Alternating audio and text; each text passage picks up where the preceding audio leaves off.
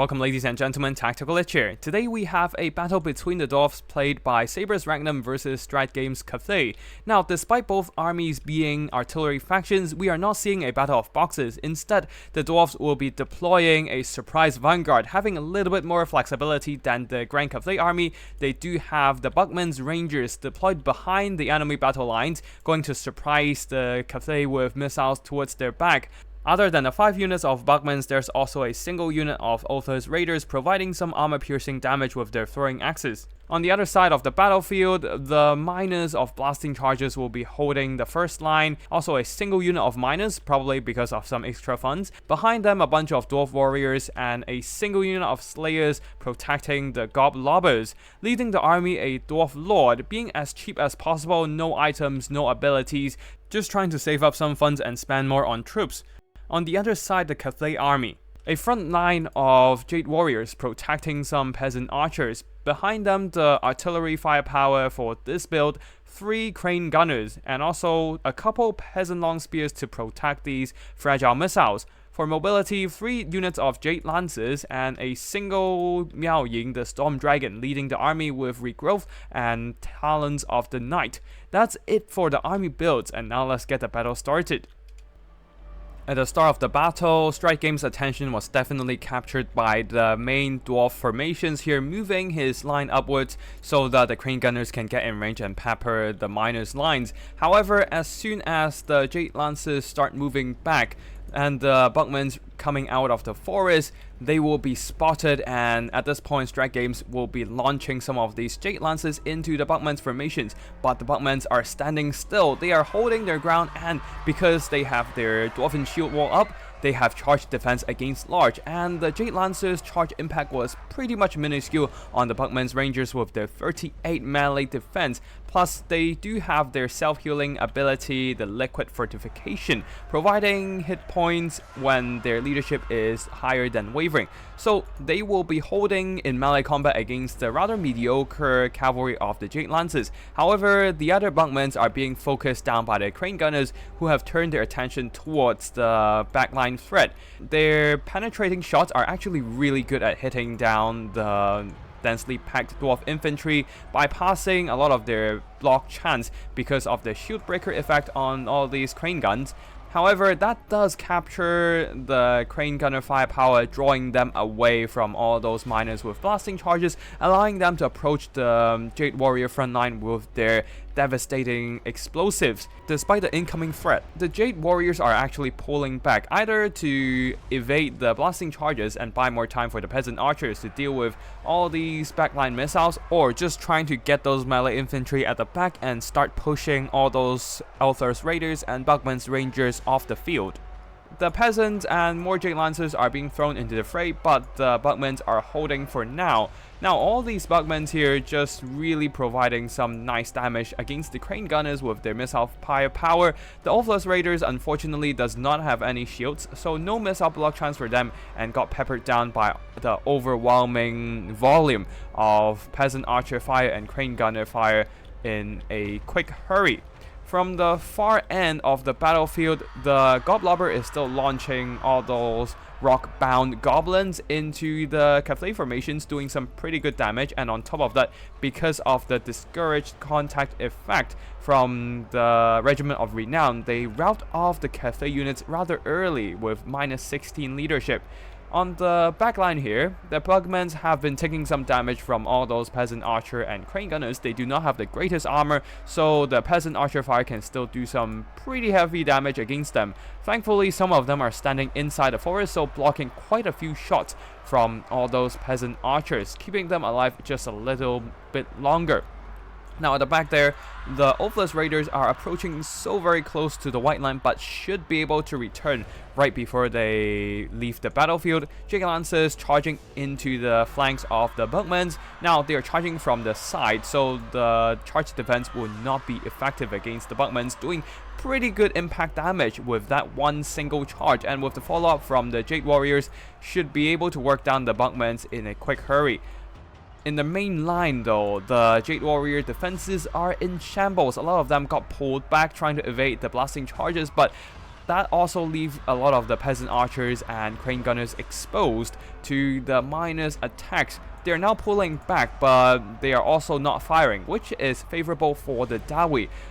The Dwarf Lord also jumped onto some of these crane gunners and the peasant archers, actually tying them down quite effectively, with the Bugman shooting into this blob, doing some nice damage. And despite their lack of HP, they're regenerating right now because they have recovered their leadership just good enough to use up that liquid fortification, regenerating those HP and bring them back into the fold. Some of these Bugmans are also getting routed by a horde of Cathay peasant, well, basically just Jade Warriors on top of more Jade Warriors. Miao Ying herself has also transformed into a dragon, charging into melee and ruining the lives of a lot of Dawi infantry. But the thing is, a lot of the Cathay assets have been silenced. Miners are now throwing their charges onto the blobbed up Jade Warriors, doing some really effective damage. The swarm of Dwarf Warriors is also steadily approaching the Cathay missiles. Cathay simply do not have the melee assets to stop the Dawi push. Miao Ying, perhaps with her Talents of the Night, would be able to work down the Dwarf Warriors, but right now, all these peasant archers and crane gunners are on the run and nothing is able to secure them from the pursuing dwarves. Perhaps Miao Ying, but she only has one unit model and there's so many Dwarf Warriors and miners on the field. She can only be at so many places at once, and she is not quite able to protect everything on the line.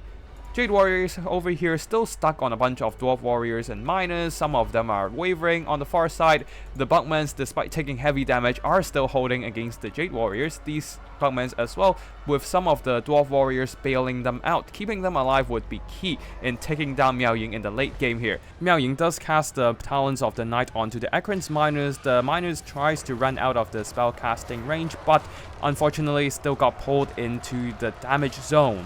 Some Dwarf Warriors almost walked into the Talons as well, but they just stopped short of the spell zone because they were charging the Peasant Long Spears, who are blocking them from entering the hurt box. Very lucky there for Saber's Regnum to avoid a spell while the Peasant Long Spears are getting obliterated by friendly fire. At the far side there, miners are hacking down Jade Lances despite getting charged, and all these peasant archers, crane gunners are being inevitably pushed out of the white line, a heavy loss for the Cathay army for sure. Miao Ying is here beating up the Dwarf Lord, and he can't really do much about it with the crane gunners distracting him from hitting the Cathay Lord. Dwarf Warriors will be following up, and just to make sure all these crane gunners are definitely routed. At this point, things are looking quite nice for the Dawi army. We'll be going into a bit of fast forward here as the armies of both sides are scattered all over the battlefield. Some of those Jade Warriors are being cleaned up by the Dwarf Warriors and miners. With a less sturdy leadership and lack of missile support, the Jade Warriors are getting eventually grind down by all those Dwarf infantry. They're trying to chase down the Bugmans, but the Dwarf Warriors are preventing them from doing so, while the Goblobber will be continuously launching those armor-piercing shots into the Cathay formations, trying to rout them off as soon as possible and keep those Bugmans alive long enough so that they can focus down Miao Ying in the skies. There's a second unit of Bugmen surviving the whole ordeal, with 28 models still have a noticeable amount of firepower left. Miao Ying is diving into them right now, but there are two Bugmans on the field, so even if Miao Ying is attacking one of the Bugmans, she will get shot by the other from behind, so this is not going too well for Miao Ying. She still has the potential to carry the game for sure, but she needs to do a lot of spell casting. Perhaps with the Talents of the Night, she might just be able to work down all these dwarf blobs, but Miao Ying still has to deal with a lot of angry beards clad in heavy armor. She can't really turn back into human form for regrowth either because her human form doesn't have the greatest armor piercing, and will be slowly grind down by hordes of dwarf infantry in melee combat. Now, in dragon form, she still have heavy armor and missile resistance, tanking all those damage from all the Bugman's rangers, but the Bugmans are continuously chipping away her health, while the dwarf's stubborn leadership is keeping her in the fight longer than she would like, as the attacking rule prevents her from switching targets before her target routes. We'll be going into fast forward here to see if Miao Ying can actually work down all these dwarf hordes. There's still one completely healthy unit of slayers here, and this might spell the end of Miao Ying, as she does not have the great greatest trait against these unbreakable anti-large infantry, with Slayers engaging Miao Ying. Cathay's balance of power dips, and that shall spell the end of the Cathay army. GG to both Sabres Magnum and Strike Games for this battle. This is the funny thing about Dwarfs. Despite being primarily an artillery faction, sometimes you still have to be aware of that stab from behind the back with the Dwarfs Vanguard units, including their miners and their rangers, Bugman's rangers, regular rangers, and of course Olfa's raiders and other rangers with great weapons who does have armor-piercing shots. For this instance, for example, the Bugman's Rangers didn't do that much damage, but they did capture a lot of attention from the Grand Cathay lines, absorbing most of that firepower and allowing the Dwarf Warriors to enter into melee combat while still retaining most of their HP and their fighting power.